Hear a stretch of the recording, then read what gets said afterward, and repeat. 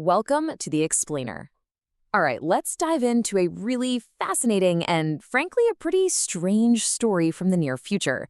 A time when the normal playbook for how economics and politics are supposed to work just got completely thrown out the window. So, the whole thing we're unpacking today is built around this central puzzle from the year 2026.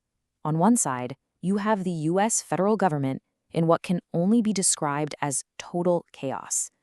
But on the other, you've got a hugely important national industry that wasn't just treading water, it was actually growing.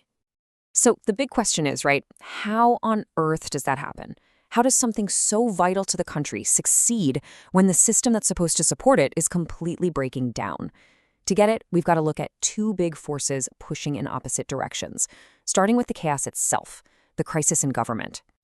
Okay, so let's set the scene. The year kicked off with a series of shocks that showed just how incredibly fragile the whole system of government had become. And it all began with one single, explosive event. A single, tragic incident lit the fuse. That event caused a federal funding dispute to spiral completely out of control. And boom, a full-blown government shutdown. Now, it was short, only 4 days, but the signal it sent about the stability of the country was massive. The damage was done. And this wasn't your typical shutdown where national parks close. No.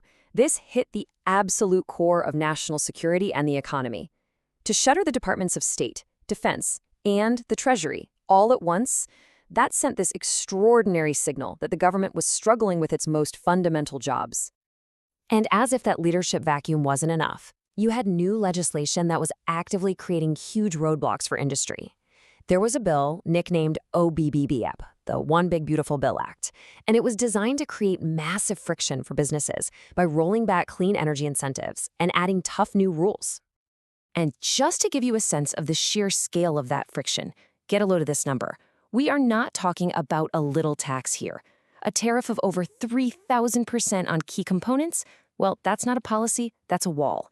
It was designed to completely blow up the way companies were doing business. Okay, so if you're in the energy business, the government has just become the most unpredictable, riskiest part of your plan. What do? Well, they didn't panic. They got smart. They wrote a whole new playbook for survival. In this new playbook really had 3 core strategies. The big mindset shift here was to stop treating the government like a partner and start treating it like a problem you had to engineer a solution for. First up, beat the clock. Beating the clock basically meant companies went into overdrive, rushing to get projects started before those new OBBR rules could take effect. And this created this totally wild, counterintuitive boom. Think about it. The government is actively trying to slow things down, and instead, renewables make up a staggering 93% of all new power capacity. They were literally racing the government and winning. Okay, second play in the book. With federal support just crumbling away, the energy sector had to find a new, more reliable partner. And you know who stepped up? The massive tech companies building the AI economy, the hyperscalers.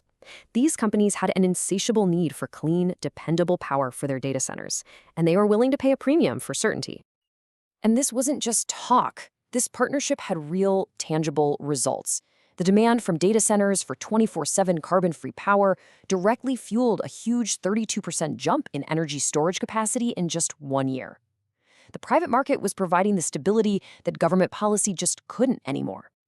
And the final piece of this playbook was about looking inward. To survive without government subsidies, the industry had to get radically efficient. So they turned to AI. You had AI weather forecasting that made solar and wind way more reliable. You had robots on assembly lines helping build projects fast enough to, beat those deadlines. It was a full-on tech revolution, born from political chaos. Now, all of this government friction and this industry pivot, it wasn't just happening in a vacuum. It had a massive direct impact on the average person's wallet. And that, in turn, completely reshaped the entire political landscape. Policies like OBBA and those tariffs, which got the nickname Liberation Day tariffs, were felt by consumers immediately. People just saw prices going up, and they weren't seeing any of the promised benefits. So naturally, you got this powerful political backlash against all this economic friction. And that backlash translated directly into votes. In the 2025 elections, you saw this major political shift happen. all across the country, candidates who ignored all the other noise and focused squarely on the cost of living and economic affordability, they won. And they won decisively. The message from voters was crystal clear. And that feeling wasn't just local. It carried right over to the national level.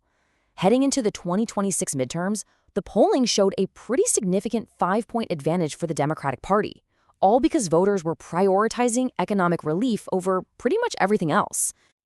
You know, there's a really interesting side effect to all this instability. In a world that felt chaotic and full of conflicting information, the public started to crave a single, reliable source of truth. They consolidated around the SSR's poll, which became the dominant reference point for making sense of the election. People were just hungry for some cohesion. So when you pull all these threads together, a fragile, unreliable government on one side and a self-sufficient, highly adaptive industry on the other, you get a profound change in the way the country actually functions. And really, this quote just perfectly captures the essence of the 2026 paradox. When the state couldn't provide a stable framework for the country to adapt, the private sector just went ahead and built its own. The ultimate outcome was this phenomenon that analysts started calling the Great Decoupling. And it really marks that moment when America's industrial engine learned to run completely separately from its political system, not fighting it, just operating in a parallel world. And so that leaves us with a final and pretty provocative question for the future. The 2026 paradox proved that industry could survive, even thrive, without a stable government partner. But can an entire nation truly thrive that way in the long run? That's the question this whole period forces all of us to think about.